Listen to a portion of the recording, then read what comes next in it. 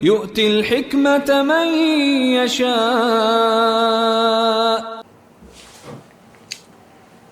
السلام عليكم ورحمة الله وبركاته. بسم الله الرحمن الرحيم. نحمده ونصلي على رسوله الكريم. أما بعد. এই দরসে আমরা আলোচনা করব আল্লামা ইবনে নুজাইম রহমতুল্লাহি আলাইহির একটি মতামত এবং সেটার খণ্ডন সম্পর্কে। আল্লামা ইবনে নুজাইম মিসরি রহমতুল্লাহি আলাইহি আল বাহরুর রায়েক গ্রন্থের কিতাবুল কজর মধ্যে বলেছেন, একজন মুকাল্লিদে মুহজের জন্য সব সময় ইমাম আবু হানিফা রহমতুল্লাহি আলাইহির কওলের উপর ফতোয়া দেওয়া বা আমল করা জরুরি। মাশায়েখে কেরামের তারজিহাতের উপর আমল করা তার জন্য জায়েজ নেই।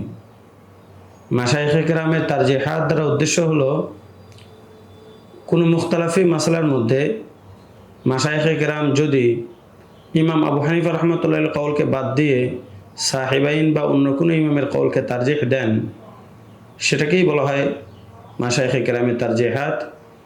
সেই তারজিহকৃত মাসালার উপর একজন মুকাল্লিদের জন্য আমল করা, একজন মুফতির জন্য ফতোয়া দেওয়া জায়েজ নেই। আল্লামা ইবনে নুজাইম মিসরি রহমতুল্লাহ আলাইহি বলেন, দীর্ঘদিন পর্যন্ত আমার মনে একটা ইশকাল এবং আপত্তি ছিল।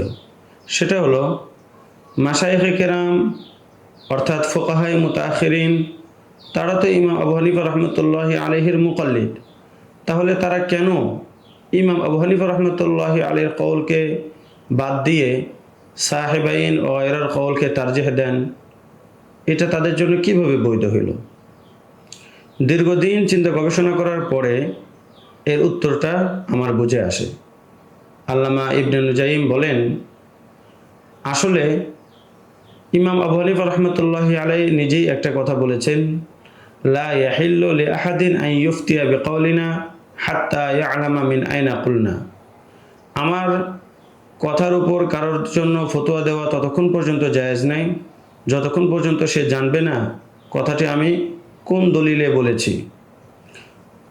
এই কথার কারণে মাশায়েখে কেরামের জন্য ইমাম আবু হানিফা রহমতুল্লাহি আলাইহির কোনো কথার উপর ফতোয়া দেওয়ার জন্য তার দলিল জানা জরুরি।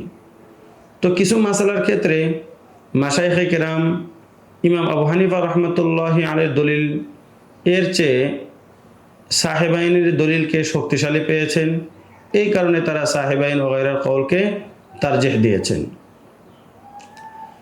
কিন্তু সাধারণ মুকাল্লিদের জন্য অথবা মুকাল্লিদ মুফতির জন্য, যেহেতু তার মধ্যে ইমাম আবু হানিফা এবং সাহেবাইনের দলিলগুলো বোঝা, সেগুলোর মধ্যে কোনটা শক্তিশালী কোনটা দুর্বল এটা নির্ণয় করার যোগ্যতা একজন সাধারণ মুকাল্লিদ বা মুফতি মুকাল্লিদের মধ্যে নেই।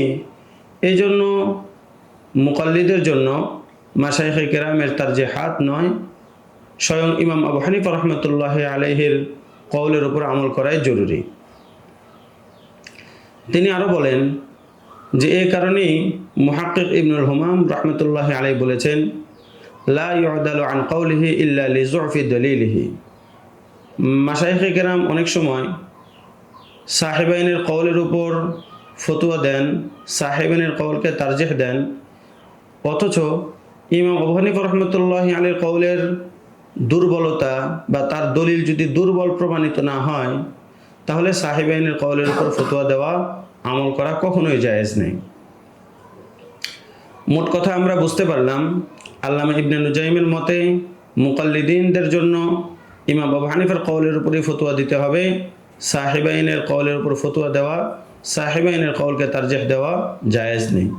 তবে আল্লামা শামী রহমতুল্লাহি আলাইহি বলেন, ইবনে নুজাইমের এই কথাটা সহি নয়, মুহাক্কিকিনদের কথার বিপরীত।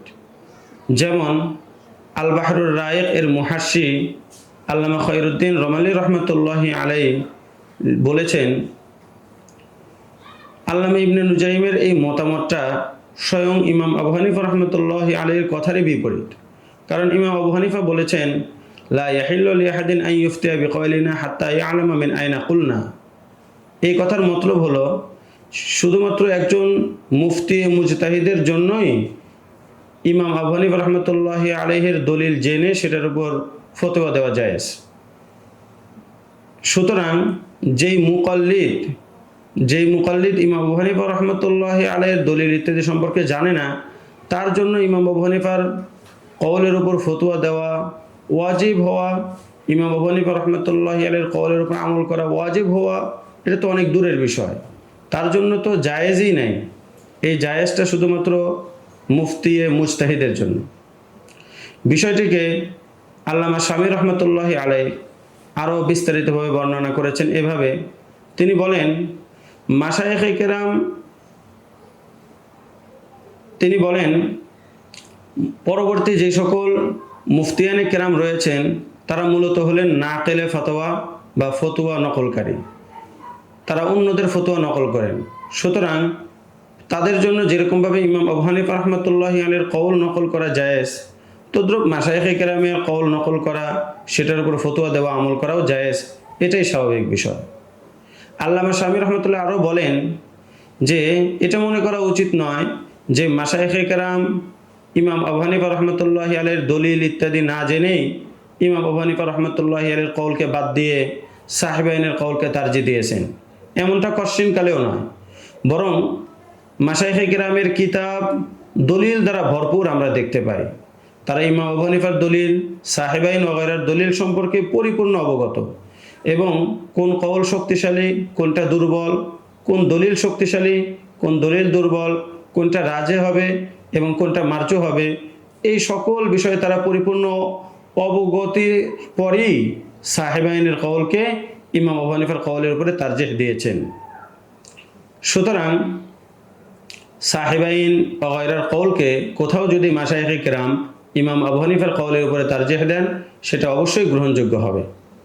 এই ব্যাপারে আল্লামা কাসিম বিন কুতলুবুগা রহমতুল্লাহি আলাইহি বলেন যে মুজতাহিদ ফিল মাযহাব এই স্তরের ফুকায়ে কেরাম প্রায় প্রত্যেক যুগে বিদ্যমান ছিলেন এবং তারা দুনিয়া থেকে বিদায় হওয়ার আগেই আসহাবে মাযহাবের মধ্যে যে মুখতালাফি আকওয়াল রয়েছে সেগুলোর মধ্যে দলিলের শক্তিশালী হওয়া, দুর্বল হওয়ার বিবেচনায় একটাকে আরেকটার উপরে তারজিহ দিয়েছেন। এমনকি সাহেবাইন ওগাইরার কওলকে দলিল শক্তিশালী হওয়ার কারণে ইমাম আবু হানিফা রহমতুল্লাহি আলাইহির কওলের উপরেও প্রাধান্য দিয়েছেন, তারজিহ দিয়েছেন। এ কারণে আল্লামা শালবি রহমতুল্লাহি আলাইহি বলেন, উরুফ এবং জরুরত ইত্যাদি ছাড়া সাহেবাইনের কওলের উপরে ফতোয়া দেওয়া যাবে না। ইমাম আবু হানিফা রহমতুল্লাহি আলাইহির কওলকে বাদ দিয়ে অন্য কারোর কওল অবলম্বন করা যাবে না, তারজিহ দেওয়া যাবে না, ফতোয়া দেওয়া যাবে না। মোট কথা, এতক্ষণ পর্যন্ত আমরা আলোচনা করলাম পরবর্তী মুকাল্লিদিনদের জন্য এবং মুফতিয়ে মুকাল্লিদের জন্য ইমাম আবু হানিফার কওলের উপরই সর্বদা আমল করা জরুরি নাকি মাশায়েখে কেরামের তারজিহাতের উপর আমল করা জরুরি, এই সম্পর্কে আল্লামা ইবনে নুজাইম এবং মুহাক্কিকিন ফুকাহায়ে কেরামের মতামত সম্পর্কে আমরা জানলাম। পরের দরসে আমরা গুরুত্বপূর্ণ আরেকটি বিষয় নিয়ে আলোচনা করব। সেটি হলো ইমাম আবু হানিফা রহমতুল্লাহি আলাইহির দুইজন জলিলুল কদর ছাত্র ইমাম আবু ইউসুফ এবং ইমাম মুহাম্মদ রহমতুল্লাহি আলাইহি, তারা মূলত মুজতাহিদে মুতলাক ছিলেন। তারপরেও তারা কেন ইমাম আবু হানিফা রহমতুল্লাহি আলাইহির তাকলিদ করলেন এই বিষয়ে ইনশাআল্লাহ তাআলা। আসসালামু আলাইকুম রহমতুল্লাহি ওয়া বারাকাতুহু। ومن يؤت الحكمة فقد أوتي خيرا كثيرا وما يذكر إلا أولو الألباب